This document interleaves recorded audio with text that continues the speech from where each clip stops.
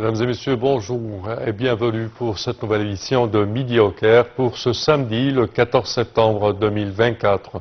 On commence tout de suite après cette pause.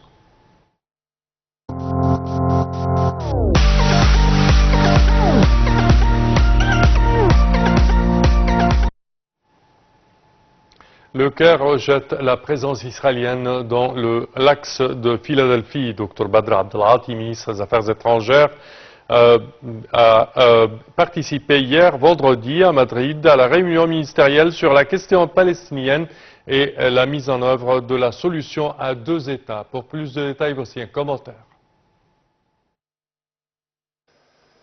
Dr Badr Abdelghati, ministre des Affaires étrangères, de l'immigration et des Affaires des Égyptiens à l'étranger, a participé vendredi à Madrid à la réunion ministérielle sur la question palestinienne et la mise en œuvre de la solution à deux États. Le ministre des Affaires étrangères a tenu à exprimer le rejet de l'Égypte de la présence militaire israélienne dans l'axe de la Philadelphie et du côté palestinien du passage de Rafah, ce qui diminue le rythme de l'aide entrant dans la bande de Gaza. L'ambassadeur Tamim Khalef, porte-parole du ministère des Affaires étrangères, a déclaré que le chef de la diplomatie avait exprimé lors de la réunion son appréciation pour la récente reconnaissance de l'État palestinien par l'Espagne, la Norvège, l'Irlande et la Slovénie, ce qui contribue concrètement à défendre les droits légitimes du peuple palestinien. Au même moment que l'occupant israélien utilise la faim comme une arme contre les Palestiniens et refuse d'exploiter pleinement ses points de passage vers la bande de Gaza pour garantir l'entrée de l'aide humanitaire à Gaza, conformément à ses obligations juridiques en tant que puissance occupante, soulignant que cette présence répond à des objectifs politiques, car elle vise à empêcher le retour de l'autorité palestinienne légitime à Gaza, ainsi que saper les efforts de médiation entrepris par l'Égypte, le Qatar et les États-Unis pour parvenir à un accord de cessez-le-feu et à l'échange de prisonniers et de détenus.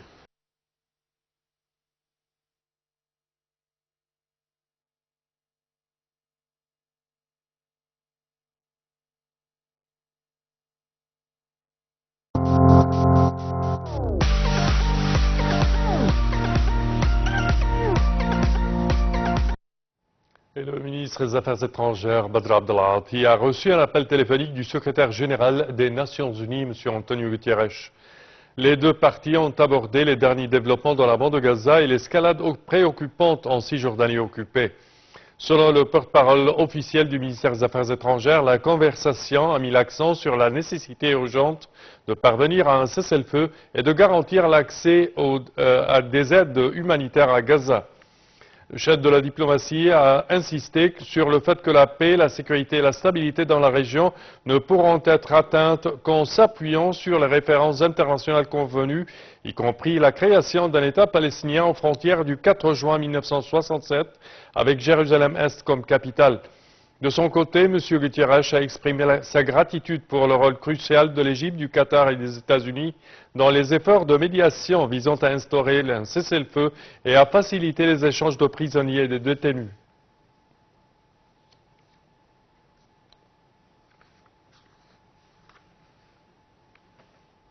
Et le président allemand, Frank-Walter Steinmeier, a effectué une visite historique à la première ligne du projet du train électrique à grande vitesse Soukhna Al-Amin Matrouh dans la nouvelle capitale administrative.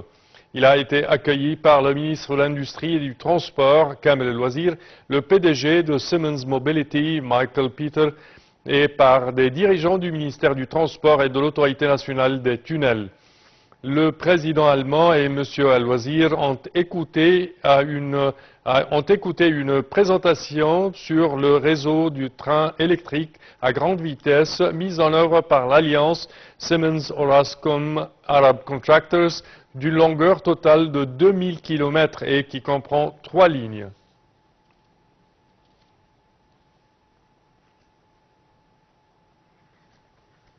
Et le ministre du Pétrole s'entretient avec l'ambassadrice américaine au Caire. Le ministre du Pétrole et des Ressources minérales, Karim Badawi, s'est entretenu avec l'ambassadrice américaine au Caire, Hero Mustafa Grag, du renforcement de la coopération avec les sociétés pétrolières américaines opérant en Égypte. Selon un communiqué, M. Badawi a expliqué que les États-Unis étaient un partenaire stratégique de l'Égypte dans plusieurs domaines, notamment celui du pétrole et du gaz.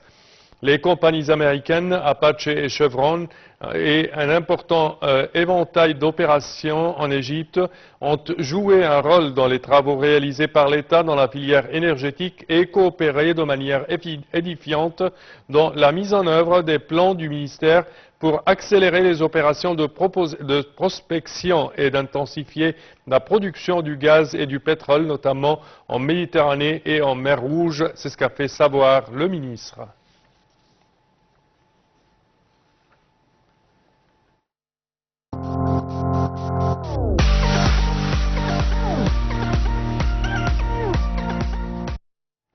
Et le ministre de l'Approvisionnement et du Commerce intérieur, Cherif Farouk, a jugé nécessaire de renforcer la coopération avec la zone économique du canal de Suez, ZEX, afin d'attirer les investisseurs. Lors de son entretien avec le président de la ZEX, Walid Gamaleddine, M. Farouk a mis l'accent sur l'importance de cette étape afin de créer davantage de silos, d'étendre la capacité de stockage, localiser l'industrie des silos en Égypte et mettre en place des zones logistiques spécialisées dans la ZEX.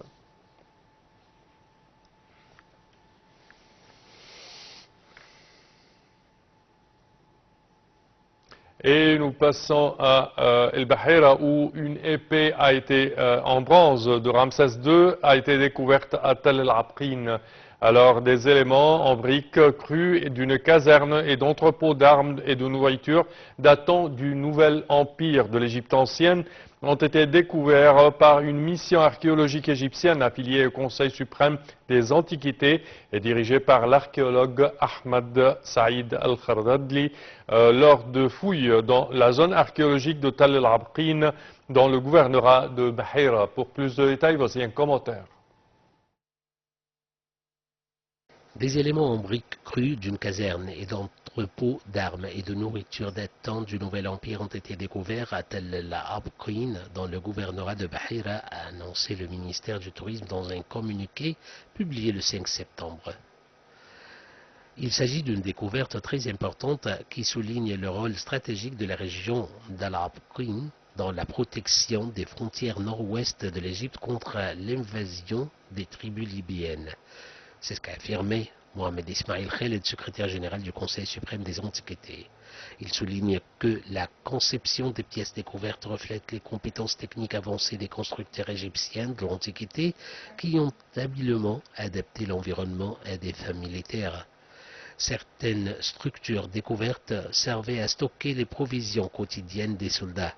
Des récipients faïence contenant des restes de semences appartenant à des poissons et à des animaux ont été trouvés, ainsi que des fours cylindriques utilisés pour la cuisine, affirme Ayban Hashmaoui, responsable du secteur des antiquités égyptiennes du SSCA. Parmi les découvertes les plus remarquables, a-t-il poursuivi, figure une épée en bronze avec gravé une effigie du roi Ramsès II. L'une des découvertes les plus remarquables sur le site est le lieu d'enterrement d'une vache, symbole de force, d'abondance et de prospérité dans la croyance égyptienne antique. C'est ce qu'a déclaré M. Hashmaoui. 2 blocs de calcaire ont également été trouvés. Sur l'un d'eux se trouvent inscrits les titres du roi Ramsès II et sur l'autre le nom d'un fonctionnaire nommé Baé, un scarabée en faïence portant l'inscription Amon, Seigneur du ciel, a également été trouvé, de même que des bijoux en bronze avec l'inscription Amon Orarti. Cette découverte offre des preuves supplémentaires sur les pratiques militaires et religieuses en Égypte à l'époque du Nouvel Empire.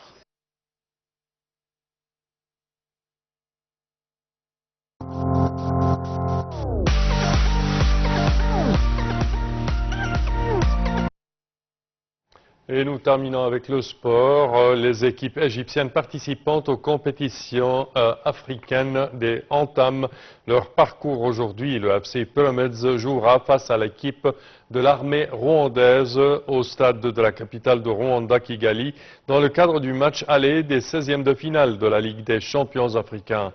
À Kenya, Zamalek affrontera l'équipe de la police kenyane dans le cadre du match aller des 16e de finale de la Coupe de la Confédération africaine.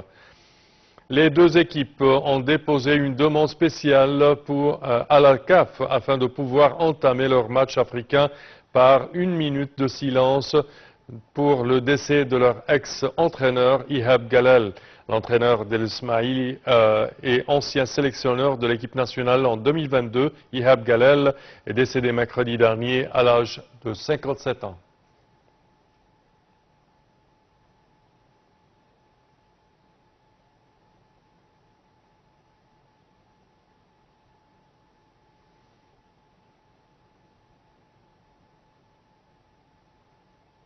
Et c'est ainsi que prend fin, chers téléspectateurs, notre édition de Midi au Caire pour aujourd'hui. Je vous remercie de votre attention et je vous donne demain rendez-vous avec une nouvelle édition. Au revoir.